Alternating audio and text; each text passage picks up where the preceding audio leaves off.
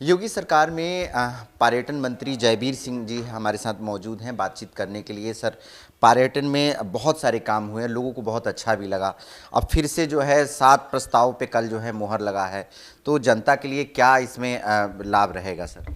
देखिए, कल के प्रस्ताव की बात करें तो लोक हित और जनहित और पर्यटन हित में तमाम निर्णय लगातार हमारी पर्यटन विभाग और प्रदेश की सरकार, प्रदेश का मंत्रिमंडल आगे आदरणीय मुख्यमंत्री के नेतृत्व में लगातार ले रहा है। कल भी विश्व का सबसे बड़ा मंदिर म्यूजियम टाटा सन्स के माध्यम से PPP के अंतर्गत उनको हम लोगों ने ₹1 सालाना की लीज पर 25 एकड़ ज़मीन अयोध्या की प्राइम लोकेशन पर देने का काम किया है। 750 करोड़ की लागत से उसमें विश्व का सबसे महत्वपूर्ण म्यूजियम, जिसमें सनातन के उद्गम से लेकर अब तक का सब कुछ संग्रहित रहेगा, अगली पीढ़ी को प्रेरणा मिलेगी और देश और विदेश के आने वाले सनातन परंपराओं को मानने वाले लोगों के लिए बहुत ही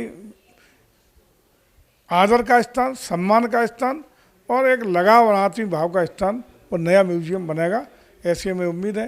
इसके साथ ही साथ तमाम नई हेलीपोर्ट बना के नई हेलीकॉप्टर सेवा देने का काम हो। कई जगह हम लोगों ने अन्य अन्य निर्णय लिए हैं।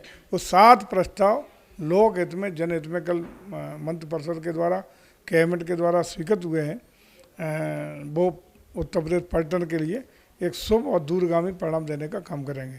सर, लोकसभा चुनाव के बाद विपक्ष को एक संजीवनी मिला है, उनको लगता है एक स्रोत मिल गया है कि पेपर लीक और जिस तरह कानून की बात करें, संविधान खतरे में है, इस तरह से लेकर तमाम जिस तरह से बयान वो कर रहे हैं, सड़कों पर उतर रहे हैं, पब्लिक को लुभाने की इसमें चेष्टा कर रहे हैं, इसको आप कैसे देख रहे हैं? देखिए, एक तो बिल्कुल स्पष्ट ये पूरे देश को जानना चाहिए कि एक ऐतिहासिक पुरुष के रूप में तीसरी बार नेहरू जी के बाद लगातार प्रधानमंत्री पद की शपथ ग्रहण करने वाले आदरणीय मोदी जी बने हैं।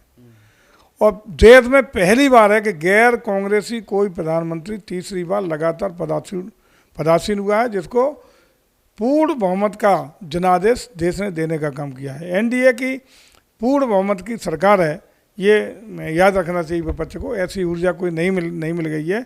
और ये तो मैं समझता हूँ उन विपक्षी दलों के लिए सबक है कि लगातार विपक्ष की भूमिका में बैठने के लिए कांग्रेस की लीडरशिप में देश ने जनादेश देने का काम किया है।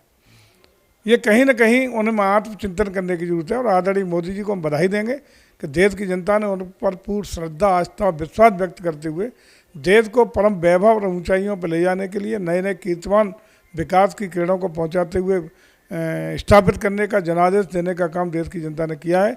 आदरणीय मोदी जी को बधाई, उनकी टीम को बधाई। और हम समझते हैं, पूरा विश्वास है कि इस नए तीसरे कार्यकाल में नई नई ऊंचाइयों को, चाहे आर्थिक क्षेत्र हो, सामरिक क्षेत्र हो, विकास का क्षेत्र हो, हर क्षेत्र में हमारा देश विश्व पटल पर विश्व गुरु बनने की ओर बढ़ेगा, दुनिया की तीसरी आर्थिक शक्ति बनेगा और हर क्षेत्र में एक नए कीर्तिमान स्थापित करने का काम करेगा। विपक्ष का जहाँ तक मामला है, विपक्ष को अपना आत्मचिंतन करना चाहिए और सकारात्मक रचनात्मक भूमिका जो लोकतंत्र को मजबूत करने के लिए विपक्ष की रहनी चाहिए, उस भूमिका का निर्वहन वो करें। और मैं समझता हूँ कि यही जनता अपेक्षा भी करती है। सर, अज़मुद्दीन ओवैसी एक कार्यक्रम में फिलिस्तीन की जयकार लगाने लगे। रहते भारत में है लेकिन फिलिस्तीन की जयकार लगा रहे हैं। यही तो उनका मूल असली चरित्र है। ओवैसी जी के बारे में कौन नहीं जानता कि हमेशा विवादित वो हर चीज़ में रहे हैं। मैं समझता हूँ कि देश में जिसने जन्म लिया है, किसी मजहब का हो, किसी धर्म का हो, किसी संप्रदाय का हो, किसी पंथ को और अन्य अन्य चीज़ों को मानने वाला हो, लेकिन जिस जननी जन्मभूमि स्वर्गादप गरियसी, जिस जन्म जहाँ जिस देश में लिया है, जिस मिट्टी में लिया है, उसके प्रति आस्था, भावना, श्रद्धा, प्यार ये होना चाहिए। भारत की मिट्टी के लाल हैं वो, भारत को नमन करना चाहिए, भारत माता की जय बोलनी चाहिए और भारत के प्रति उनकी आस्था और निष्ठा होनी चाहिए, ऐसा मेरा मानना है। आखिरी सवाल है सर, विपक्ष अपना लोकसभा में अध्यक्ष कैंडिडेट खड़े कर रहे हैं। देखिए, भारत की परंपरा, लोकतांत्रिक मूल्यों का सम्मान हमेशा भारत के लोकतंत्र ने किया है, लेकिन विपक्ष इस परंपरा को तोड़ने का काम कर रहा है।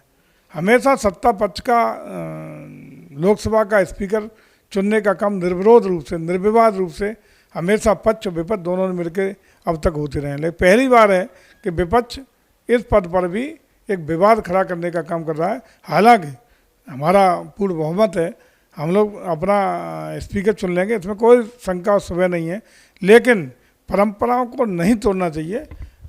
हम अपेक्षा करेंगे विपक्ष से कि लोकतंत्र की सकारात्मक और रचनात्मक भूमिका का वो निर्वहन करें और परंपराओं का पालन करें, यही देश की जनता को अपेक्षा है।